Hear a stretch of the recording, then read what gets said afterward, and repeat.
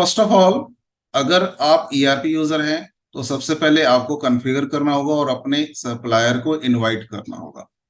तो अगर मैं एक ईआरपी यूजर करता हूं, ये मैंने एक डेमो इंस्टेंस बना रखा है जस्ट फॉर दिस डेमोन्स्ट्रेशन। मेरे सामने ये सप्लायर की इंफॉर्मेशन आ गई है। जितने सप्लायर हैं मेरे सामने यहाँ लिस्ट आउट हो गए। मैं इसे यहाँ से किसी भी सप्लायर को सर्च कर सकता हूँ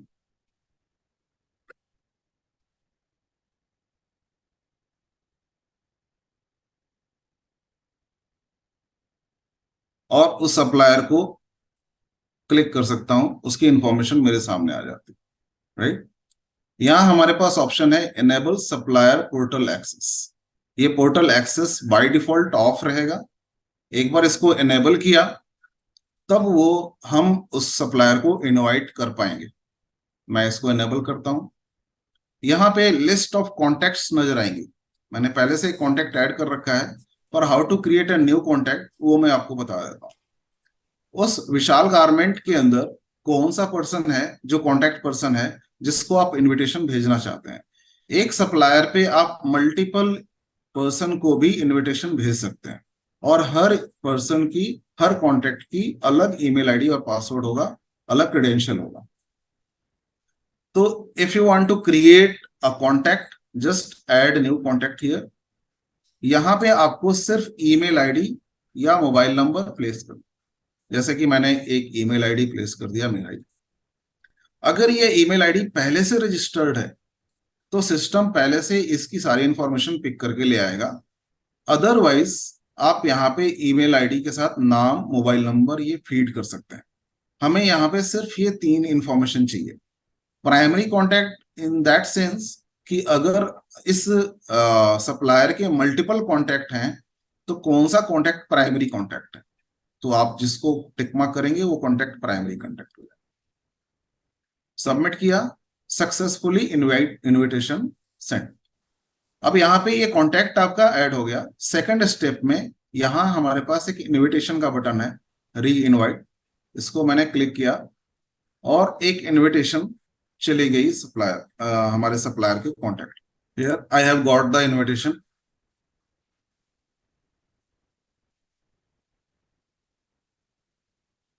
लाइक दिस, यहां से इनविटेशन आया। मैं यहाँ पे क्लिक करके लॉग इन कर सकता हूं और अपना सप्लायर पोर्टल पे अपनी रिपोर्टें देख सकता हूं। अब एज ए सप्लायर मैं वापस इस पोर्टल पे जाता हूं। अब मैं लॉगिन करूंगा। अगर मुझे सप्लायर की सारी रिपोर्ट देखनी है, मैं लॉगिन करूंगा एज सप्लायर और यहाँ सप्लायर की क्रेडेंशियल फीड करूंगा।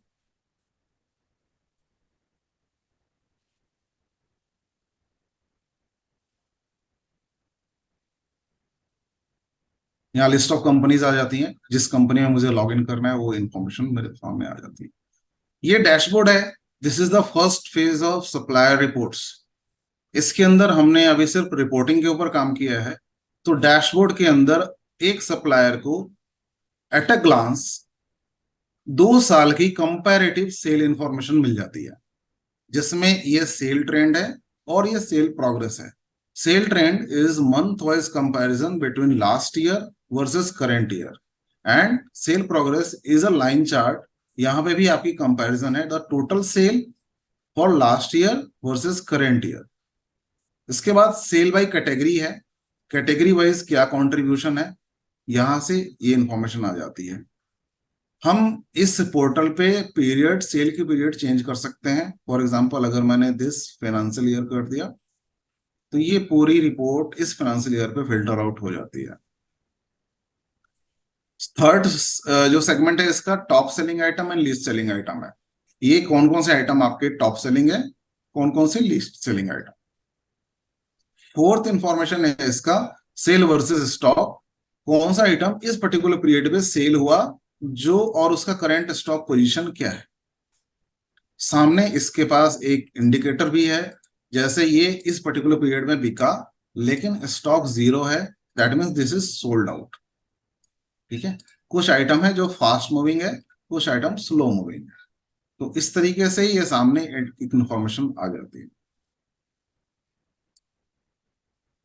इसके अलावा आप इस पर्टिकुलर डैशबोर्ड को कंप्लीटली फिल्टर आउट कर सकते हो इन टर्म्स ऑफ क्वांटिटी और इन टर्म्स ऑफ अमाउंट। तो अभी तक जो भी हमने रिपोर्टें देखी हैं यहाँ पे डैशबोर्ड पे, वो टर्म्स ऑफ क्वांटिटी थी। अगर मैंने अमाउंट चेंज किया तो ये सारे फिगर चेंज हो जाते हैं बेस्ड ऑन अमाउंट। अब हमें ये पता तो चल गया कौन सा आइटम टॉप सेलिंग आइटम है, लेकिन हो सकता है कि वो आइटम क्वांटिटी में कम बिका हो लेकिन उसकी वैल्यू ज्यादा हो। तो वैल्यू वाइज भी हम यहाँ पे देख सकते हैं। Now this value is an average purchase price of that particular article. इस आर्टिकल के अगर 10 बार परचेज हुई हैं, डिफरेंट डिफरेंट परचेज प्राइसेस है उनका, तो उन परचेज प्राइसेस का एवरेज वैल्यू वो हमारा ए वैल्यू हो जाता है जिसके ऊपर हम देखना चाहते हैं, राइट। तो ये चीजें यहाँ पे है डैशबोर्ड में। इसके बाद हमारे पास यहाँ पे एक परफॉर्मेंस रिपोर्ट है। परफॉर्मेंस रिपोर्ट में आप सेम आपने जो पहले देखा था कि जिस तरीके से हमने आज से 10 साल पहले एक रिपोर्ट जनरेट करी थी, सेम कंसेप्ट को अपनाते हुए इस रिपोर्ट को हमने इस फॉर्मेट में दिया। एक आर्टिकल नंबर है, उस आर्टिकल की सेल एजिंग है और स्टॉक एजिंग है। मींस जो आइटम सेल हुआ वो कितने दिन में सेल हो गया, और जो आइटम स्टॉक में है वो कितना दिन से स्टॉक में है, वो कितने दिन हमारे पास स्टॉक में रहा। सो ये इंफॉर्मेशन बहुत क्रिटिकल है। ये रिपोर्ट, इस रिपोर्ट के हिसाब से ही सप्लायर अपनी रीस्टॉकिंग और रिप्लेनिशमेंट प्लान करते हैं। अगेन आप यहाँ पे भी सेल का पीरियड चेंज कर सकते हैं। आपको सिर्फ प्रीवियस मंथ का देखना है, आप सिर्फ प्रीवियस मंथ का देख सकते हैं। करंट फाइनेंशियल ईयर का देखना है, या फिर कस्टम रेंज भी आप दे सकते हैं, जो भी आप पीरियड देखना चाहते हैं। तो एक सप्लायर के पास फुल फ्लेक्सिबिलिटी है कि वो इस रिपोर्ट को स्लाइस एंड डाइस कर सके। अगेन ये रिपोर्ट दो विजुअलाइजेशन में है, एक विजुअलाइजेशन टेबल जैसे मैंने आपको पहले दिखाया, और दूसरा ये थंबनेल इंफॉर्मेशन में, जहां पे आप इसको सिर्फ इमेजेस के हिसाब से देख सकते हैं। This particular portal is again mobile friendly. So अगर आप इस पोर्टल को मोबाइल में ओपन करते हैं तो आपको उसका ब्यूटीफुल एक विजुअलाइजेशन मिलेगा, और मोबाइल पे भी आप इस पोर्टल को यूज कर सकते हैं। Now if you want to dig down more, कि एक पर्टिकुलर आर्टिकल तो देख लिया, ये आइटम इतना बिक रहा है, नाउ अब इसकी डिटेल देखनी है। अब इस आइटम पे क्लिक करते हैं, इस आइटम की फर्दर इंफॉर्मेशन मेरे सामने आ जाती है, और इसके सामने colour, size and branch wise सारी डिटेल इंफॉर्मेशन मेरे सामने आ जाती है। पहला ग्रेड सेल का, दूसरा स्टॉक का, कौन से ब्रांच पे, कौन से कलर में, कौन से साइजेस में, कौन से आइटम मूवमेंट हो रही है फॉर दिस पर्टिकुलर आर्टिकल, एक आर्टिकल का। सो ये रिपोर्ट है, इस रिपोर्ट, ये बेस रिपोर्ट है आपका। इस बेस रिपोर्ट के बिहाफ पे सारी एक्टिविटीज होती हैं, सारी रिप्लेनिशमेंट होती है। आपके सप्लायर के लिए बहुत ही क्रिटिकल एक रिपोर्ट जनरेट हो जाता है। तो अब ये सप्लायर के लिए लाइव है, दिस डेटा इज लाइव।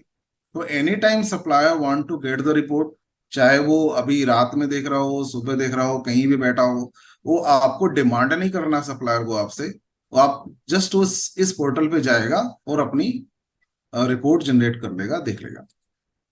अब इसमें एक और टूल है जो कि काफी हेल्पफुल है, that is called purchase analysis. Now purchase, what is purchase analysis?